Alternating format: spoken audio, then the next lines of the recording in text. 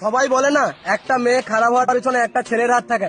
আমি তো বলবো একটা লয়াল মেয়ে খারাপ হওয়ার পিছনে তার 12 তারিখ খানকি মাগি বান্ধবীর হাত থাকে। তার কারণ একটা মেয়ে তোমাকে মন থেকে ভালোবাসে, তোমার সাথে অনেকদিন সম্পর্ক চালিয়েছে, অনেক বছর সম্পর্ক চালিয়েছে, কিন্তু তার বান্ধবী তার বয়ফ্রেন্ডের সাথে দেখা করতে হবে, বলবে চল আমার সাথে চল। যে বলবে আমার বয়ফ্রেন্ডের সাথে যে ছেলেটা এসেছিল ওর সাথে প্রেম করবি, আমার একটা বন্ধু আছে তার সাথে প্রেম করবি, আমার এর সাথে প্রেম করবি, আমার বালের সাথে প্রেম করবি, সব সময় তাকে অ্যাপ্রোচ করতেই থাকে। বলবে আমি তো 4 জনের সাথে চলে যাচ্ছি, কোথায় কিছু হচ্ছে না। আরে তোর বয়ফ্রেন্ড কিছু জানতেই পারবে না, দুদিন কথা বলে দেখ, যদি না ভালো লাগে কথা বলতে হবে না। তোর বয়ফ্রেন্ডকে কে বলতে যাচ্ছে, তোর বয়ফ্রেন্ডের ঘর তো অনেক দূরে, সে তো জানতেই পারবে না।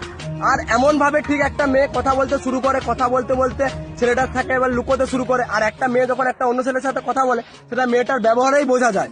বাট মেয়েদের বুদ্ধি আটুতে থাকে, এমন এমন কাজ করে, ছেলেকে ব্লক করে ফোন করবে, ফোন করে বলবে যে বাবা ফোন করছিল, রাত 12টার সময় বলবে যে মাসি ফোন করেছিল তাই অন্য করে ব্যস্ত ছিল।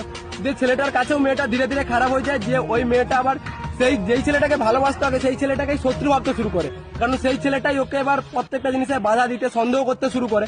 দিয়ে ওই মেয়েটা এবার অন্য একটা ছেলের সাথে যখন দেখা করে যখন ওর সাথে কিছু শারীরিক কিছু করে নেয়, করার পর তখন মেয়েটা আগের যে ছেলেটাকে ভালোবাসতো তার সাথেই ব্রেকআপ করতে চায়।